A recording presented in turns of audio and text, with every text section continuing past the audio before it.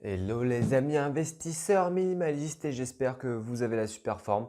Petit changement de décor aujourd'hui parce que j'ai déménagé de Marseille pour revenir à Strasbourg. Donc je dors chez un proche à moi. Donc c'est pour ça qu'on n'a pas le même background, qu'on n'a pas la même décoration. Donc voilà, on est ensemble aujourd'hui pour faire l'épisode numéro 4 de l'analyse de mon PEA. Et cette série, je l'avais lancée déjà il y a quelques mois. C'est une série qui plaît parce qu'elle vous permet aussi de vous immerger dans la peau d'un investisseur boursier à long terme. Et ce qui est vraiment sympa dans cette série, c'est que vous pouvez voir mon parcours et voir aussi que j'applique ce que je dis. Donc c'est bien beau de parler d'investissement, c'est bien beau de parler de minimalisme, mais si derrière on ne fait rien en tant que youtubeur, formateur, appelle ça comme tu veux, eh bien il n'y a pas grand intérêt. Donc dans cet épisode, je vais un peu te montrer ce qui s'est passé entre mai et juillet 2021, que ce soit en termes de dividendes, que ce soit en termes d'arbitrage, d'achat, de vente d'actions. Quels sont mes objectifs à court, moyen terme? On en parle tout de suite derrière mon écran et je vous dis à tout de suite. Eh bien, les amis investisseurs minimalistes, l'attente a été de courte durée. Alors, comme dit dans la vidéo, on va voir l'évolution du portefeuille entre le 12 mai 2021 et le 12 juillet 2021, donc soit sur un espacement de 2 mois. Je préfère faire des épisodes sur mon PEA tous les 2 mois parce que c'est beaucoup plus représentatif et on arrive plus facilement à dégager une tendance à long terme. Alors que quand on le fait tous les mois, il peut y avoir des mouvements de marché, il peut y avoir beaucoup de petits bruits comme ça. Donc je préfère le faire tous les 2 mois. Et encore, je pense même qu'on pourrait suivre l'évolution du PEA tous les 3 mois, tous les 6 mois. Mais bon, après, on louperait pas mal d'opérations, donc on reste sur ces 2 mois pour le moment. Alors, quel a été l'investissement initial du PEA? Très important de tout de suite mettre l'investissement initial, c'est parce que ça va nous permettre ensuite, en fonction de ce qui s'est passé sur les marchés, en fonction des opérations que j'ai faites, en fonction des dividendes, ça va nous permettre de voir où est-ce qu'on en est au niveau performance, rendement. Donc pour le moment, au niveau de mon PEA, on est passé donc de 16 053 euros à 16 113 euros. J'ai versé que 60 euros, il me semble, ouais, 60 euros entre cette période. Donc voilà, c'est pas grand chose, mais comme je l'avais dit dans certaines vidéos, eh bien j'étais plus en mode constitution de fonds de sécurité parce que là je vais commencer dans la vie active.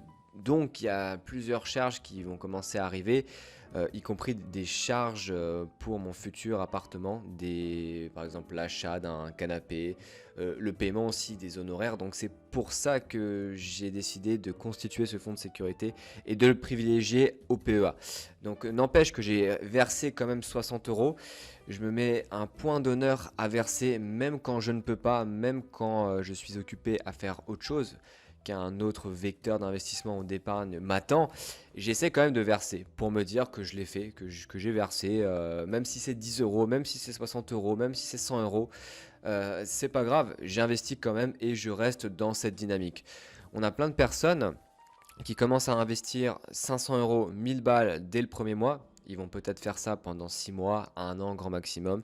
Puis les raisons peuvent être multiples, hein, mais ils peuvent ne pas avoir de résultats. Ils peuvent voir que ça prend beaucoup plus de temps que prévu de générer 1000 balles par mois grâce aux dividendes. Donc ils vont arrêter de verser et ils vont de nouveau continuer à faire n'importe quoi avec leur argent. Peut-être consommer, acheter une voiture en leasing. Bon, tu l'achètes pas, tu la loues. Mais voilà, je préfère faire ce qu'on appelle des baby steps. En anglais, c'est des petits pas de bébé, mais le faire de manière régulière et le faire de manière soutenue dans le temps. Après, bien sûr, en 60 euros, j'estime quand même que je peux faire un peu plus. Donc là, on est reparti sur une bonne base, vu que toutes les charges sont passées et on devrait pouvoir repartir. La grosse nouveauté de ce mois de juillet, c'est le PEA PME que je n'avais pas encore alimenté, que je n'avais pas encore utilisé pour mes investissements. Donc là, on part de zéro, forcément 0 euros, pour arriver à 500 euros. Donc j'ai versé 500 euros du PEA PME. Donc pour ce faire, en fait, j'avais déjà 500 balles sur mon compte titre Bourse Direct quand je l'avais ouvert. Donc j'ai simplement pris cet argent et je l'ai mis sur le PEA PME. Je vous montre après ce que j'ai acheté. Donc au final, ça nous fait un versement total de 560 euros ce mois-ci. Donc voilà, c'est plutôt sympathique. J'aimerais vraiment pouvoir investir ce montant-là tous les mois, si ce n'est plus. Et ça fera l'objet d'une autre vidéo. Alors, qu'est-ce qui s'est passé entre ces 2 mois, entre mai et juillet? C'est quoi les news? Alors déjà, euh, un truc qui est vraiment marquant, que j'ai jamais fait, c'est que j'ai fait aucune vente sur mon PEA. Quand j'ai commencé à investir en bourse, il y a 3 ans maintenant, via le PEA, j'ai fait beaucoup d'erreurs et ces investissements un peu foireux, un peu limite, bah, je me suis traîné jusqu'en 2021. Donc j'ai dû attendre que le prix de revient, que le cours de l'action revienne à un prix intéressant pour pas que je fasse de moins-value. Donc là j'ai réussi à liquider toutes les valeurs un peu foireuses du style Société Générale, Publicis, Saint-Gobain aussi je l'avais liquidé il y a pas mal de temps. Donc l'objectif en fait c'est de jamais vendre, c'est de garder ses positions à long terme, c'est d'avoir des entreprises que tu peux acheter aujourd'hui et que tu vas pouvoir aussi conserver pendant 10, 15, 20, 30 ans, même toute une vie. Et je prends souvent cet exemple, mais quand j'étais en banque, eh bien, il y avait des personnes assez âgées hein, qui avaient 80, 90 ans, l'âge de Warren Buffett, et ces personnes-là n'ont jamais vendu leur action quasiment et se retrouvaient avec des plus-values allant jusqu'à 1000, 1500%. C'est juste des trucs de fou. Donc ça veut dire que si tu mets 10 000 balles aujourd'hui et que tu arrives à trouver une bonne action, eh bien potentiellement dans 30, 40 ans, tu peux te retrouver avec ce genre de plus-value de 150 000 balles au final. Donc vraiment super content, aucune vente. Toutes mes positions, je pense qu'elles sont très bonnes. Je pense que c'est bien huilé, même s'il y a encore 2-3 petites actions que j'aimerais acheter, avec des ETF également. Donc c'est un très bon signe. Deuxième chose, deuxième news de mai-juillet, j'ai renforcé l'ETF Nasdaq grâce aux dividendes que j'ai perçus, on en parlera après. C'est plutôt intéressant d'avoir une stratégie à la fois axée sur de la croissance et dividendes, hein, c'est ce que je fais, puisque je peux utiliser les dividendes pour les réinvestir dans ce que je veux. Donc les 200 euros de dividendes que j'avais perçus au cours de la dernière période, entre mars et mai, je l'ai mis sur l'ETF Nasdaq. Et là, vous allez dire, mais pourquoi est-ce que tu fais sur l'ETF Nasdaq? C'est vrai que quand je fais une opération, j'aime bien savoir pourquoi je le fais. Je pense aussi que vous aussi, vous avez envie de savoir pourquoi est-ce que j'investis sur l'ETF Nasdaq.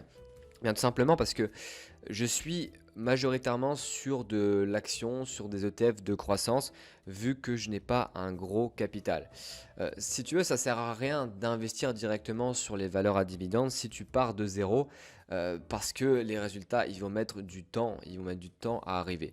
Donc moi, je préfère largement mettre mon argent sur des actions de croissance qui vont faire du 10, 15, 20% de plus-value par an, et ensuite les revendre peut-être dans 5, 10 ans, et réinvestir ce montant sur des actions à dividendes. Donc voilà, c'est pour ça que j'ai renforcé sur l'ETF Nasdaq. Et l'ETF Nasdaq s'inscrit totalement dans cette lignée, dans cet objectif de constitution de capital, puisque c'est un ETF capitalisant. Ok, alors qu'est-ce qui s'est passé? Troisième ligne, troisième news, eh bien c'est l'achat d'ABC Arbitrage, on en a parlé un peu avant, du PEA PME. J'ai acheté 500 euros d'actions, donc ça fait 70 actions d'ABC Arbitrage. Et pourquoi avoir investi ABC Arbitrage? Parce que c'est une entreprise que je trouve solide, qui existe depuis une bonne dizaine d'années, si ce n'est plusieurs dizaines d'années. Elle verse son dividende assez régulièrement, donc il n'y a pas vraiment de souci à se faire. Et l'avantage de tout ça, c'est que j'ai investi via le PEA PME. Donc le PEA PME, c'est le plan d'épargne en action pour les petites et moyennes entreprises. C'est le même fonctionnement que le PEA, sauf que tu peux que mettre des entreprises de petite et moyenne taille, des small cap qu'on appelle ça. Tu peux que les mettre dans le PEA PME. Tu as un plafond de versement de 75 000 euros si tu es seul. Donc moi, c'est mon cas, je suis tout seul. Personne ne veut de moi. c'est pas vrai, hein. Mais j'ai un plafond de versement de 75 000 euros. Donc autant en profiter. Sachant que dans le PEA PME, tu as les mêmes avantages fiscaux de 17,2% au titre des prélèvements sociaux. Ça permet de faire des petites économies. Quatrième news, c'est que j'ai fait ma première plus-value de 100%. sur une des actions que je vais vous montrer après, donc super content. Je pensais pas que ça allait arriver aussi vite. Je pensais pas que c'était possible de faire autant de plus-value sur une action, mais voilà, on constate que c'est quand même possible. Et ça nous montre aussi que la bourse, c'est pas risqué. Parce que sur certaines actions, enfin même sur l'ensemble des actions, tu as un potentiel de gain illimité. Donc là, je te fais juste un plus l'infini, hein. C'est pas des maths qu'on fait, c'est pas des tableaux de variation. Euh, donc tu as un potentiel de gain qui est infini. Tu peux très bien faire plus 1000%, tu peux très bien faire plus 10 000%. Mais ce qui est intéressant, c'est que les pertes, eh bien, sont définies, sont finies. Tu peux pas faire moins 1000%.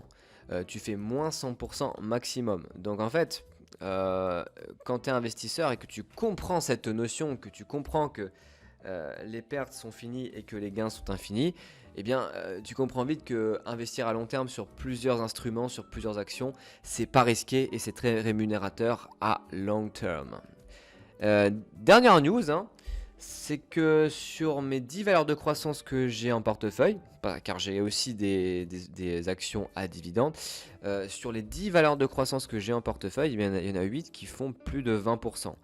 Et ces valeurs, je les ai achetées au fur et à mesure, hein, donc ça fait 2 ans que j'achète des valeurs de croissance assez régulièrement. Donc super content. Une bonne performance de plus de 20%, c'est énorme quand tu regardes. Faire plus de 20% sur 2 ans, ça fait une performance, bon, c'est pas vraiment sur 2 ans, mais ça me fait environ une performance de 16% par an. Si tu compares cette performance au livret A, bah, c'est 32 fois plus élevé que le livret A. Pour au final un risque qui est même pas plus largement plus élevé, hein. Comme on a dit, hein, la bourse à long terme, c'est absolument pas risqué. Il faut juste un peu s'accrocher quand il y a les cracks boursiers. Donc très content des valeurs de croissance qui performent bien. Ça conforte encore plus la stratégie, hein. Ça montre vraiment que ma stratégie marche et que mes étudiants aussi ont exactement les mêmes performances. Certains font même mieux que moi, je suis jaloux. Mais ça montre que vraiment le message que je transmets sur les valeurs de croissance, dividendes et ma technique d'investissement est bonne et qu'on va dans la bonne direction. D'ailleurs, pour celles et ceux qui veulent commencer à investir en bourse et développer la stratégie que j'ai mis en place, qui permet littéralement de générer son salaire grâce à la bourse, eh bien vous avez le lien de la description de la formation qui est pas souvent ouverte. Donc si elle n'est pas ouverte, il faut s'inscrire à la newsletter pour être tenu au courant de l'ouverture. Pourquoi je fais ça? Parce que j'ai pas forcément envie de faire de la vente de magazines. J'ai pas envie de faire Auchan de la bourse. Je préfère ouvrir ma formation une fois, voilà, tous les 2 mois, tous les 3 mois. Avoir 4-5 personnes vraiment motivées qui me posent des questions. Comme ça, on avance ensemble. Je réponds à tout le monde plutôt que faire un truc, faire une petite formation. Voilà, tu prends 1500 personnes d'un coup. Moi, ça m'intéresse absolument pas. Et je prends zéro plaisir à avoir trop de monde d'un coup. Je préfère avoir 4-5 personnes sur la même session et vraiment vous apporter le plus que je peux et vous faire gagner de l'argent en fait, hein. C'est ça que tu veux, hein. Donc là, on passe maintenant à la partie dividendes reçus. Euh, J'aimerais en fait vous dire à quel point j'adore les dividendes. Pourquoi j'adore les dividendes? Parce que ça permet d'avoir de la liquidité. Ça permet d'avoir de l'argent qui rentre dans tes poches. Ça permet d'avoir de la trésorerie. Et les dividendes, c'est un petit secret, hein, on le garde entre nous, hein. Vous le dites à personne, mais moi, mon objectif, en fait, c'est de pouvoir racheter des valeurs de croissance ou des valeurs à dividendes simplement grâce aux dividendes. Donc je sais qu'il faut un portefeuille assez conséquent pour ça. Warren Buffett en est l'exemple même. Le mec, il a tellement d'actions Coca-Cola que quand il reçoit ses dividendes, le mec perçoit directement 10 millions, 15 millions d'euros grâce à ces dividendes et il peut les réinvestir ou bien les consommer. Lui, il me semble qu'il les consomme maintenant. Et encore, hein, le mec, il doit renforcer pas mal de ses positions. Mais ouais, vraiment, l'objectif, c'est d'avoir assez de liquidité pour que tout tourne et que tout se fasse en automatique. Bien sûr, il n'y a rien qui est automatique. Des fois, il faut faire des allocations, il faut faire des arbitrages. Mais mon petit rêve secret, hein, entre nous, c'est que tout se fasse automatiquement et que je rachète des actions comme ça tous les 2 mois et les dividendes tombent. Boum, j'ai le dividende qui tombe, je rachète des actions L'Oréal. je rachète de l'ETF, je rachète Air Liquide, je rachète du Total. Bref, en fait, tu rachètes ce que tu veux. Donc, le premier dividende que j'ai reçu, il vient d'Euronext. Euronext qui est également une valeur de croissance, qui m'a versé 21 euros avec un versement annuel et un rendement de 2,13%. On va pas rentrer dans le détail de chaque entreprise, hein, ça vaut une vidéo. Une vidéo pour chaque entreprise, c'est suffisant, sachant que quand j'analyse par exemple la FDJ, ça me prend une demi-heure. Donc je vais pas vous analyser chaque entreprise. Donc deuxième dividende, Air Liquide au 19 mai 2021 qui a versé 30 euros, aussi un versement annuel. Ça nous fait combien de kebabs? Ça coûte 5 balles le kebab. Ah, 6 kebabs, 6 kebabs, j'invite 5 potes, on se fait 6 kebabs. Dassault Systèmes qui verse le 1er juin 2021. Dassault qui est aussi une valeur de croissance. Qui m'a versé 3,92 €. Donc là, ça me paye deux petits cafés, 2 cafés et demi, pour un rendement de 0,39%. Ensuite, on a Essilor, hein, spécialisé dans les verres de correction, majoritairement, qui est une bonne valeur défensive et croissance, qui a versé au 21 juin 2021 8,64 €. Donc là, je peux même payer des coca. Non, je vais pas payer des coca, mais je peux même payer des boissons à mes potes. C'est génial. Total ensuite, au 1er juillet 2021. Total, qui est un peu ma petite chouchoute, hein. Faut pas le dire, hein, parce que sinon ma copine va être un peu jalouse. Mais c'est un peu ma chouchoute parce que j'adore son petit versement trimestriel. J'adore le rendement qu'elle propose. Tu sais qu'en fait, quand le dividende total, eh bien, il est annoncé, tu sais qu'il va tomber. Et même s'il n'est pas annoncé, tu sais qu'ils vont te le balancer. Donc 60 euros de total. Et pour un rendement de 6,63%.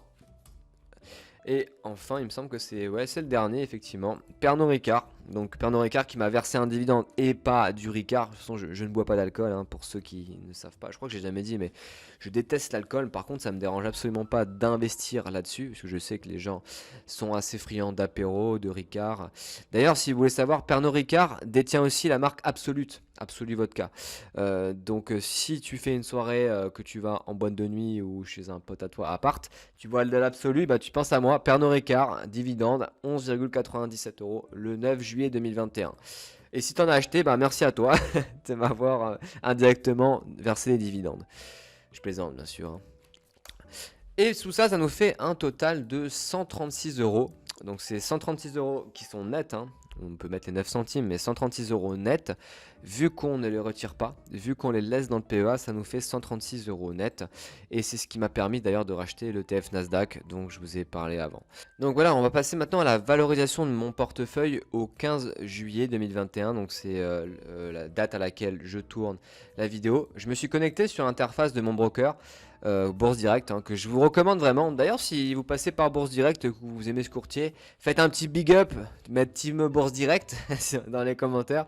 Ce serait un plaisir d'échanger avec vous, comme d'habitude. Et d'ailleurs, si vous avez des questions, hein, sur tout ce que j'ai fait, posez-moi des questions. Très important de poser des questions, surtout que je vous réponds vraiment en mode détaillé. Je peux pas juste vous envoyer un cœur. 15 juillet 2021, on regarde la situation du PEA. Donc 15 janvier 2021, on regarde la situation du PEA. Ce qui va nous intéresser, c'est ça on s'en branle, total, on s'en fout royalement. Plus-value, variation par rapport à la veille, on s'en fiche vu qu'on est à long terme. On va regarder en fait la plus ou moins value sur prix de revient unitaire. Et là, en tout pour tout, le portefeuille enregistre une plus-value sur prix de revient, donc qui ne comprend pas les dividendes, de 4000,17 € et 61 centimes. Je vous avoue que ça commence à faire pas mal d'argent. J'arrive pas à le visualiser parce que je l'ai pas, en fait, j'arrive pas à le toucher. C'est encore assez virtuel, donc je pense que c'est une bonne plus-value. Très content.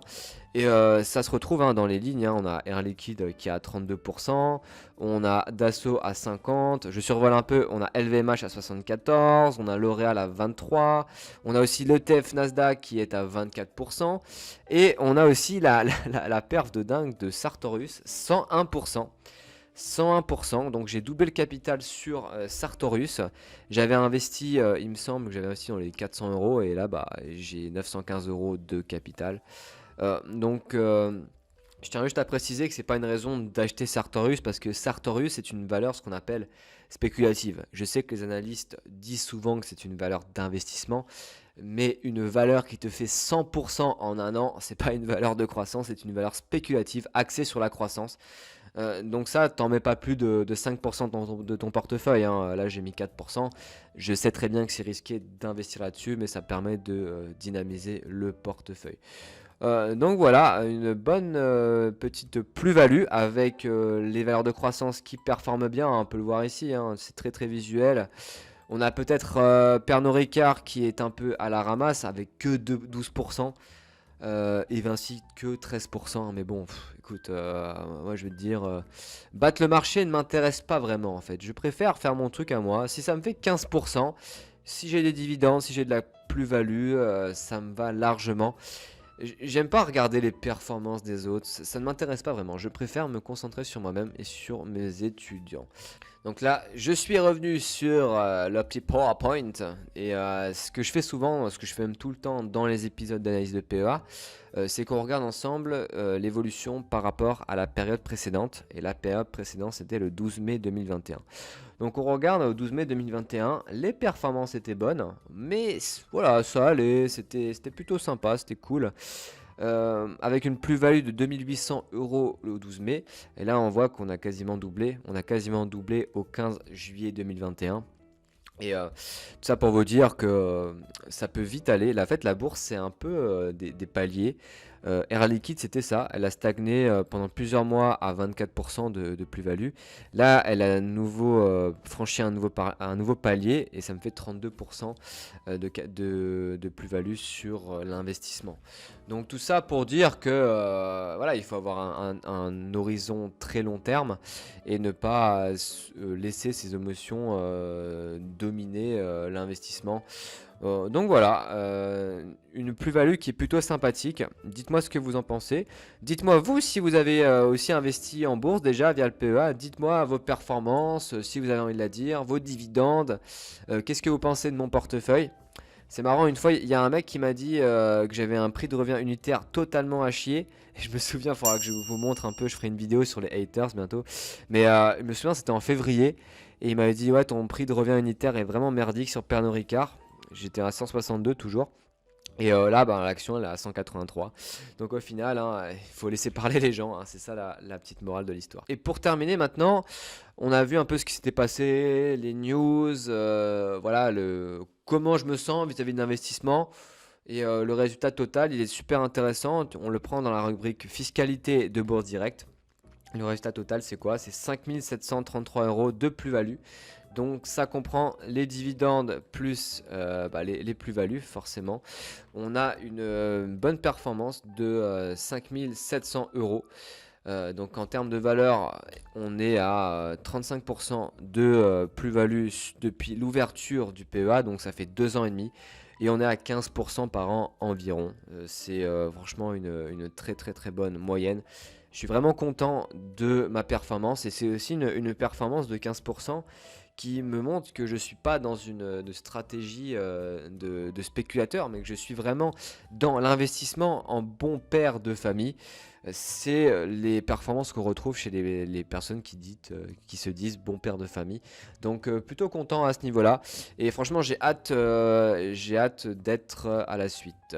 Et pour finir, on va parler des objectifs à moyen terme, qui sont même plutôt court terme, septembre 2021. L'objectif, c'est déjà de renforcer l'ETF Nasdaq. Honnêtement, en toute honnêteté, j'aimerais mettre 300 balles encore sur l'ETF Nasdaq parce que ça fait de la performance. Ça verse peut-être pas de dividendes, mais c'est vraiment pas mal. Et je pense que dans 5 ans, j'en vendrai un peu pour aller sur de l'action à dividendes. Et aussi renforcer ABC arbitrage dans le PEA, PME. Pareil, 300 €. Je vais utiliser l'argent des stages de tennis que j'organise en août pour le faire. Donc cet argent directement réinjecté pour que ça me verse des plus-values et que ça se valorise. Donc ces deux objectifs largement atteignables, 300. Et de toute façon, je vous tiens au courant si j'arrive à les atteindre, ce que je pense honnêtement. Donc donne-moi tes objectifs maintenant dans les commentaires de la vidéo. Donne-moi tes objectifs en termes de plus-value. sur 1 an, sur 2 ans. Sur 2 ans, donne-moi tes objectifs dans les commentaires et ce serait un plaisir d'échanger avec toi. Sinon, que dire de plus? Merci d'avoir visionné cette vidéo jusqu'à la fin. Merci parce que voilà, il n'y a pas tout le monde qui regarde la vidéo jusqu'à la fin. Ça veut dire que vous devez être un abonné fidèle. Merci, c'est grâce à vous que j'ai autant d'énergie dans ces vidéos. Et continuez, vous êtes the best. Donc ciao ciao, bonne journée, bonne soirée et à très bientôt. Ciao les amis investisseurs. Merci pour ton attention et tu peux également regarder d'autres vidéos sur cette chaîne et t'abonner également. À très bientôt.